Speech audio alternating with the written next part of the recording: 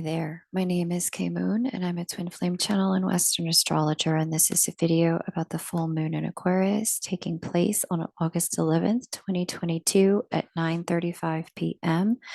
If you happen to be on the eastern seaboard of the United States, please check a time zone converter for your local time. This is the Lightworker Energy Update. A couple of announcements before we begin.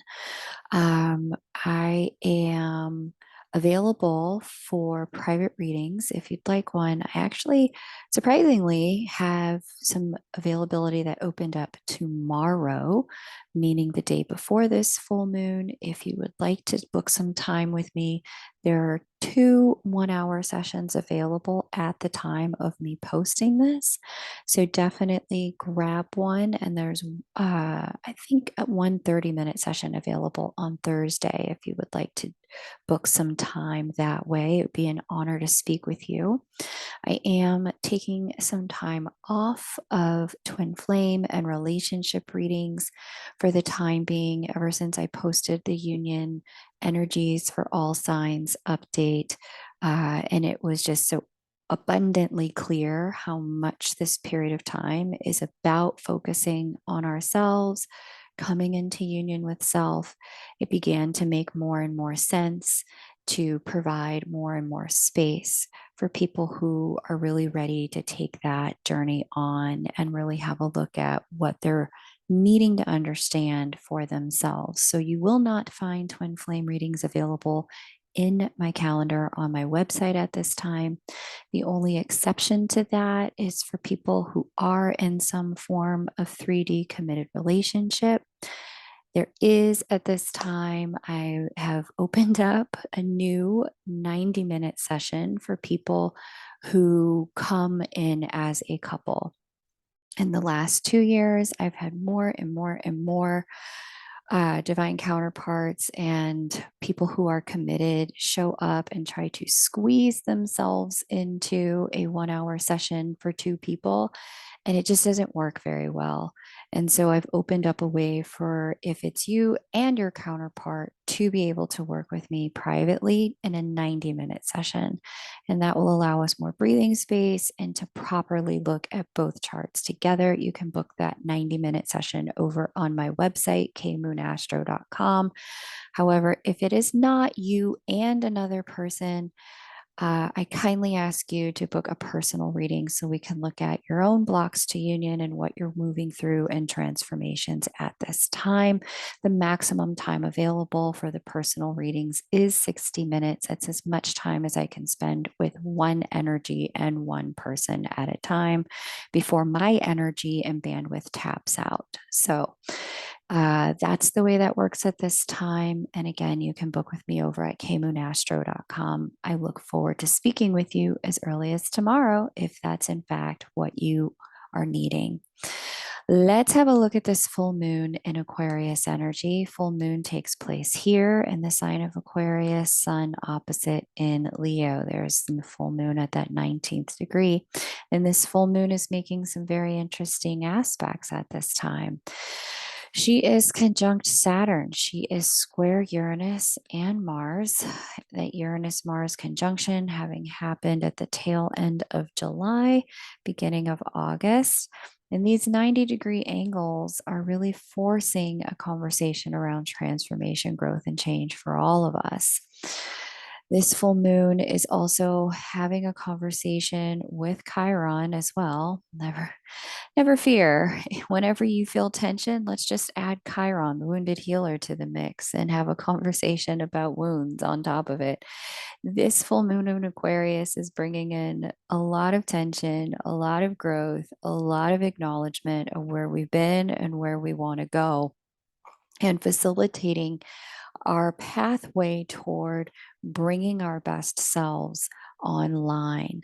During this full moon, we're going to see that there's a lot of tension going on between pride and ego and who we want ourselves to be, who we believe ourselves to be, who we want others to see us as, and who we're becoming, even who we want to be and who we actually are.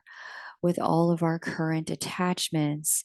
And with this, we hit a bit of a break point. So, Moon represents needs and a lot of our wants. Venus, who's getting extraordinary amounts of attention under the light of this full moon, and we'll talk about her in a minute, represents and shadow our attachments and what's attached to us. But in the light, it represents our values and that which we stand for and would like to cultivate space, time, and energy for. So we're going to talk about that part in a moment because she's getting, like I said, extraordinary amounts of attention under the light of this full moon. But with just these aspects in and of themselves, tension between ourselves and our needs, the way we're transforming and growing, Uranus North Node conjunct, and our motivation to change and the restrictions that we have to face while doing so, the limitations of where we are at in our life. This is probably the one of the, if not the most transformative full moon of this year. But the name of the game this entire year has been change. I've talked about it. I actually went back recently and counted. There have been no less than, I think, about 5 or 6 lunar updates I've done this year that have had the name change in the title. I'm going to have to think of something very different. But all of this is, especially under this full moon in Aquarius, what's interesting about this is that this change at this time has been possibly brought on by a financial situation that's really demanding our inner transformation if we want to see outer change. And it's likely having to do with Saturn being in the mix here, boundaries, needing to deal with some real world constraints, either to our capacity or outwardly to where other people can go, their capacity. So there's some boundaries that we're bumping up against here. But this could also have to do with family. Moon can represent family or mothers, our mom, or our relationship to the body, and some revelations about our needs and what must change if we're to get those needs met, physically speaking, financially speaking. It's really, there's a lot of third dimensional energy to this particular full moon in the world of change, and recognizing that as above, so below, as within, so without. A theme, this change theme had its peak specifically because we were dealing with a Saturn Uranus square, Saturn and Uranus sitting at 90 degrees to one another. This theme really peaked as they came into precise squares in 2021 in February. Think back to February. What shifted in your life in February? June. What shifted in your life in June of 2021 and thereafter? And then there was another peak moment that would have been felt as, I'd say, as late as January of 2022. Now, here we are in a very similar energy with Saturn and Uranus speaking to one another in this 90-degree angle once again. And what's highlighted here was what was highlighted then. Okay. But the now impetus to transform is more urgent, and it's specifically more urgent because we have Uranus conjunct the North Node. And so if you missed the memo in 2021 with those dates that I mentioned in early of 2022, there's a vibe of, at this moment, I get the vision from the Lord of the Rings where Gandalf the wizard, stands at this kind of gateway point and says, "You shall not pass." And there's this vibe of, yeah, you're not going any further until you handle this one, homie. Like, this is as far as your life progresses until this gets dealt with, whatever this is for you. Everything you want is possible, and it's like it's so close you can almost taste it. It's so close you can see it. It's so close, you can feel it in your bones with this Uranus conjunct the North Node in Taurus, the sign of all of our desires and all of our values, Uranus representing the hand of the divine, moving us along. It's so close, right? But it's only accessible once you've dealt with this thing that has been a theme having shown up last year, and the consequences for not dealing with this thing now that we are in our fourth connection of Uranus and Saturn. The consequence for not dealing with this thing is just repeated cycles. And so, we would have experienced what the cycle has been, at it in the times after those particular connections. For some of you, this is more of an emotional cycle with the moon involved in this, right? There's been more of an emotional revelation, emotional truth, and emotional transformation. But for some, this really constitutes more of a breakthrough in a place of a previous blockage, as a sudden turn of events in the outer world. Specifically, as a result of an emotional transformation or shift inside yourself, or an emotional revelation or breakthrough from another person. This really has the power to put us on a whole new path if we're practicing alignment and congruence here, meaning what we're doing is in alignment with how we're feeling, because how we're feeling is in alignment with how we're thinking, and vice versa. There's no mismatch. Our head, our heart, and our body, our actions are moving all in the same direction as opposed to all over the show, right? And so the name of the game this year, as I mentioned, it is change. It is a continuation of a theme from last year, and it does carry on into next year as Pluto comes to play with the sign of Aquarius. Aquarius is the sign about change and revolution. Okay. Our power to change will be in non-resistance to our emotional growth and embracing what's new and different about ourselves and letting life transform accordingly. So, meaning, if your life is looking the same, if there is a repetition of cycles, if there has been stagnancy and stuckness, the reason why is because there has been resistance. The reason why is because we've resisted our emotional reality, our emotional truths. There's something sitting in the heart, in the throat, in the solar plexus that we know to be true, and we have refused to look, refused to feel it, refused to heal it. And as a result of that refusal, life has become stuck. We have been repeating cycles, and now time is marching on and compounding the problem. So, to change or not to change? That is the question.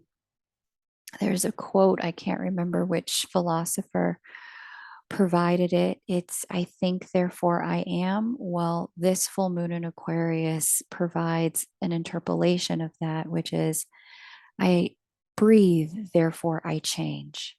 There isn't a way around the changes happening in our life at this time. There is a pushiness to life's demanding of our evolution and growth.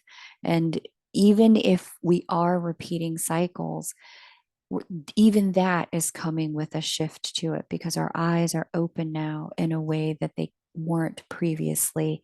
And with that eye opening comes, again, more internal transformation. If we want to get through this with minimal pain, the best thing we can do is allow our outer circumstances to reflect our inner reality.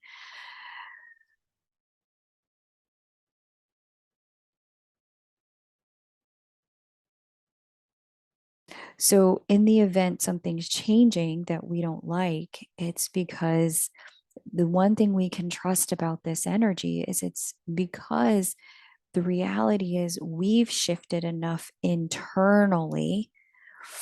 We've shifted enough internally, we've changed enough internally, and it's an outer reflection of our own inner shifts. So even if it's not something that we have laid our hand to in the world of change, we've lost a job, or, something about our lease or our home situation have shifted and we have to relocate, you know, the reason these outer changes seem to be happening to us is because they're happening for us in an energy like this. It's because we've shifted enough, we've outgrown the circumstance, and it's time to move on. And so that's what's making the change occurring. And whether we intended the change or not, the reality is we aren't who we used to be before these transits took place. We're not the same person that we were in 2020 when we had the first three of these Saturn Uranus squares. And we're definitely not who we were in 2019 when Saturn, Pluto, and Jupiter came in and changed all of our lives.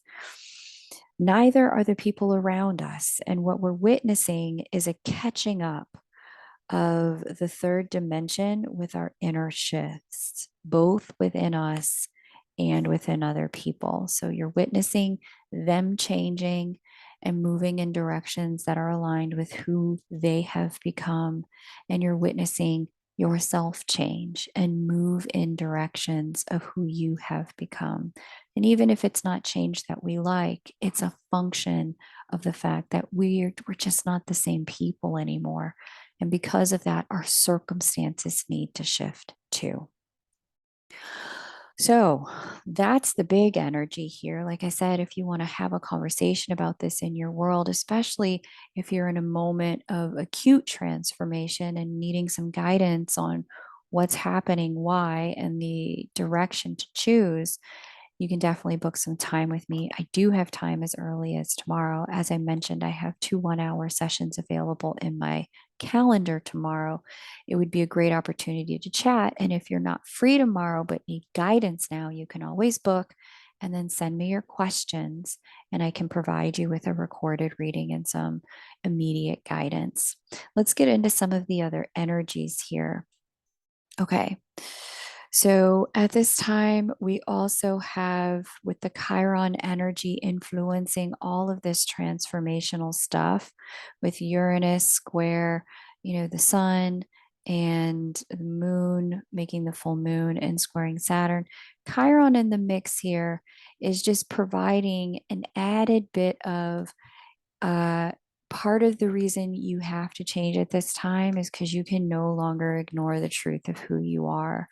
One of the things in Chiron's mythology, and I did an entire special on this earlier this year, you can go back and watch. Chiron is known as the wounded healer, but if you look at Chiron's story, there were so many moments where Chiron had to accept himself as he was, even in the face of rejection by other people. Chiron had to get into honoring and accepting the real truth of the fact that he was different, he was unique, and some people loved him for it, and some people really rejected him for it. And that rejection is where there will have been wounds for us individually. And those wounds, once transcended, imbue us and endow us with the capacity for leadership in those areas of life. And so, this Chiron energy influencing this full moon in Aquarius is showing us where we have been carrying some level of woundedness as a result of some of these shifts and changes. For some of us, it's going to be we've got this woundedness of not enoughness. That's typically Chiron's storyline in the place where Chiron sits in your chart, whatever house that is. Chiron's singing a "You're Not Enough" song, kind of poking you to deal with the fact that that story A isn't true, and B, there's a place on the puzzle where you actually fit if you are willing to go find your right place. And so the Chiron placement, wherever that is in your chart, um, may be speaking to you in a certain way now, but specifically under the light of this full moon, wherever you have Aries in your natal chart, whatever house that's in, because transit Chiron is sitting in the sign of Aries at this time, it's really fostering this okay, you're going to deal with your wounds to yourself so that in dealing with those, you can change, you can transform, you can grow. Chiron is speaking to the sun in a harmonious aspect. That's an aspect of empowerment, allowing us to take a look at the wounds and make some better choices in terms of our self preservation, self cultivation, okay, and self expression. And that's a beautiful energy, beautiful gift, because there it's from the place of recognizing and honoring this is who I am. Like I am a person who's a sensitive soul, or I am a person who's just creative. I don't think linearly, and I never have, and I'm not gonna.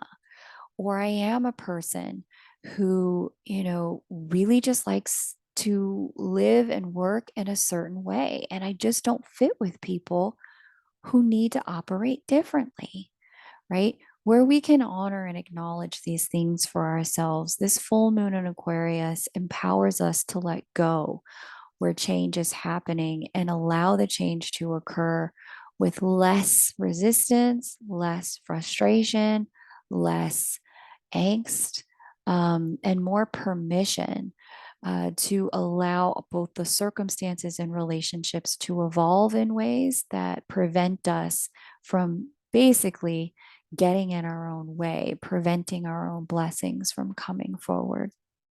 Okay. So I really like to see that at this particular full moon because there's an empowerment to this, which is great. We also have Mercury speaking to Uranus and the North Node at this time. Although it's a loose conversation, it is going to perfect in the next, I would say, 2 weeks. We're going to see Mercury lock in to a direct trine with the North Node and with Uranus, and then fade from that. But in that period of time, a few things are going to happen. Intuition's going to be at a high for a lot of people, especially those of you who are my clairsentients. You can feel what other people are feeling physically in your physical body. Your body acts as a communication device. Those of you who have that are going to feel a heightened amount of information flowing through you at this time. Those of you who have heavy earth energy in your chart, or earth in your 12th house, or earth placements in your 12th house. In addition to this intuition energy for the rest of us is going to provide a lot of information about shifts in your third dimension, the direction of growth in your third dimension that's going to come to you quite intuitively. Intuition is going to be at a high for most people, this kind of knowing and awareness about things going on in the third dimension. Potentially for many of us with health and well-being, you may kind of just get the urge to, take a certain test, to see your doctor about certain things, even if nothing's wrong. Trust that intuition. Okay. In addition to that, there's this vibe here with Uranus, Mercury trine Uranus. There's this vibe here of like mental liberation where we have been previously mentally stuck in certain loops, certain thought forms, certain patterns mentally, where we have had problems with our communication. This is where there's an opportunity for breakthrough, and where we have been either manipulated and or controlled by other people's thinking and trying to make their thinking our thinking. This is where, internally we just kind of go, no mas. I'm not doing this anymore. You can have your perspective on it, but that's just not how I see things. And we can agree to disagree, or we can disagree and depart because we just can't, we're just not in the same vibrational frequency and perspective on this. And so that's another energy that's unfolding here, where there's this mental liberation, this mental breakthrough, these new insights, new realizations about why our circumstances are what they are, new ideas about how to break through and move forward in business and money and health and career and the structure of our day to day lives. All of these places are what's likely to get lit up by this Mercury trine Uranus and the North Node, and thus create the pathway, the opening for some real, again, name of the game, change. That's Uranus. Uranus governs change. Okay. There could also be some exposure of information from behind the veil or from behind the scenes. And some surprising but good news can come forward in the next 2 weeks regarding things in the areas I have mentioned. Okay.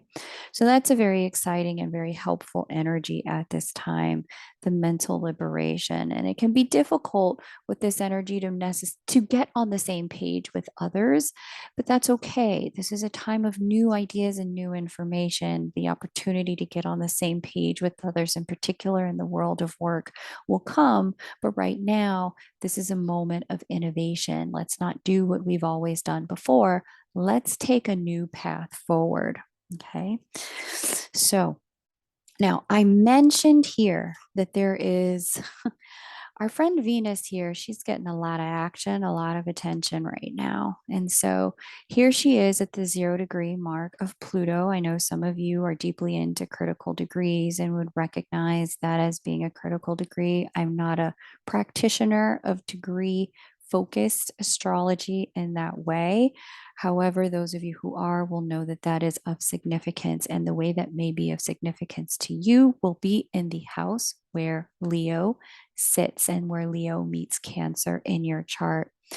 For everyone else, and for those of you as well, with this Venus sitting where she is, here's who all's talking to her. She's got some information coming in. She's got information coming in from Mars via the sextile.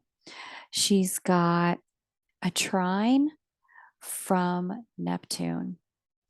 And those two are loose, but they are still there. She's also got information coming in from Pluto, who is opposite her. She also has a bit of information coming in from, where else? Chariklo, who's also opposite her. So lots of action and activity here. Venus is not, she's not the star of the show, and the vibrations that she's bringing would have really been kind of perfected, I'd say, maybe 7 days ago. In the last 7 days or so, this energy would have been most felt, but the energy is still active and in play. And just so you know what all these players mean, so Venus is all about our values in the light, our attachments in the shadow, things we cling to. Now, in mundane astrology, she talks about money, she talks about beauty, she talks about love. Now, here we go. Mars here, all about our motivation. Then we have Neptune here, all about our capacity to connect with spirit. Chariklo here, divine intervention, the hand of the divine, or not the divine per se, but kind of helpful others on the other side, ancestors, Holy Spirit, spirit guides. Pick your other side helper. I don't get into what that is for you, but that's what Chariklo represents. And then we've got Pluto here. Pluto representing the resurrection cycle, a death or an ending, an afterlife cycle of integration, and then a rebirth, a new beginning. All of these acting on Venus simultaneously, or Venus locking into position, I should say, simultaneously with all of these. This gives Venus's presence in our world a focus around making change that requires a leap of faith. And faith, a good friend of mine always says, faith is a verb. It's an action. Faith is it's not a feeling as much as it's a doing. And so specifically because Mars is in the mix here, this talks about, okay, universe, I'm going to do the thing. Mars taking action. I'm going to do the thing, and I'm going to have the faith. That's our Neptunian piece, that you're going to meet me halfway. And I'm going to say some prayers to Chariklo, or not to Chariklo, but Chariklo is going to hear and intercede and help. Again, I don't, whatever, pick your other side guide. I don't get into judgment about that. I'm going to say some prayers, and I'm going to expect that there's going to be some movement here. And the only thing that we're going to have to do in order to allow the movement, if we've already taken the action, we've got the faith, we've said the prayers, the only thing we have to do is Pluto, let go, let go, let end what is trying to end at this season in your world, in your life. Whatever is trying to come to completion in this season, release it, because it's only through its release, only through allowing that end to occur, that Venus can shift from light, from shadow to light, from attachment to allowing us to have what we value. Okay. In some more mundane ways, this really shows up as an energy of uh, certainly some sexy times. I see that here with Pluto and Mars having a conversation with Venus. Just be mindful that you're not pushing yourself on other people, or you're not letting other people push themselves on you. Again, big name of the game with Saturn speaking to this full moon is have some boundaries, right? Don't let your weakness be weak people. um, learn the language of no, and learn the language of yes, and learn to detect your internal no and detect your internal yes where you're able to, right? Cultivate that for yourself. This full moon is providing tension to let you know where your internal no and your internal yes is. Pay attention to those signals from within you, right? And where you're hitting a no from other people, honor that. It's one of the things that we do when we really want to endear ourselves to people and be closer to people is when they say no, but we keep pushing toward yes. What ends up happening is we actually get them to not just shut the door, but lock it. So be mindful of that in this energy. I know all of you are. I'm speaking to people who don't even listen to my content. But what I will say is that the energy can be really leveraged for a really sexual, spiritual, kind of divine union energy in the physical dimension, with Mars and Pluto and Neptune all speaking to Venus in this way. There can also be a real motivation, Venus, because Venus represents money as well. There can also be a real motivation to resolve some of our financial problems at this time, especially if those problems have come as areas uh, as a result of these kinds of connections where there's been a lot of attachment, a lot of codependency, where a lot of manipulation, where that's been the case, and we've got financial problems because of any one of those things. Pluto and Venus coming together can certainly highlight those kinds of connections, those more connections that manifest more in the shadow rather than in the light. Where that's the case, there is something indeed to let go of here. And your financial situation, with Venus being the ruler of Taurus here and Mars sitting in Taurus, that's the kind of circumstance at this time that would be highlighted and would be like, okay, it's time to, either stop being codependent on, your ex's financial circumstance to provide for you, step into financial sovereignty, stop being emotionally manipulated by an ex, that kind of thing, into, financial circumstances. Really start to step into your own financial sovereignty, regardless of which side of things you fall on. This is indicative of a break point, whereby, like I said, you would have had the heads up several times in 2021. Now we're well into 2022. This is one of these moments that's saying, okay, are you going to evolve, or are you just going to repeat some cycles here where neither one of you are happy but tethered because of money? Or are you going to step into sovereignty? So this is a third way that energy can play out. Um, okay, so that's what I got, beloveds. Thank you so much for your likes, your subscribes, your shares. Again, if you'd like to have a conversation with me, there is space tomorrow. There is space Thursday. I'm totally open to it. The only thing is twin flame readings are not going to be on the menu for a little while, as this union window really does constitute a union with self period of time for the vast majority of people. However, if you and your counterpart are listening and the two of you would like to show up in session with me, then there is a special 90-minute available on my website, but it is only for two people. Don't book it.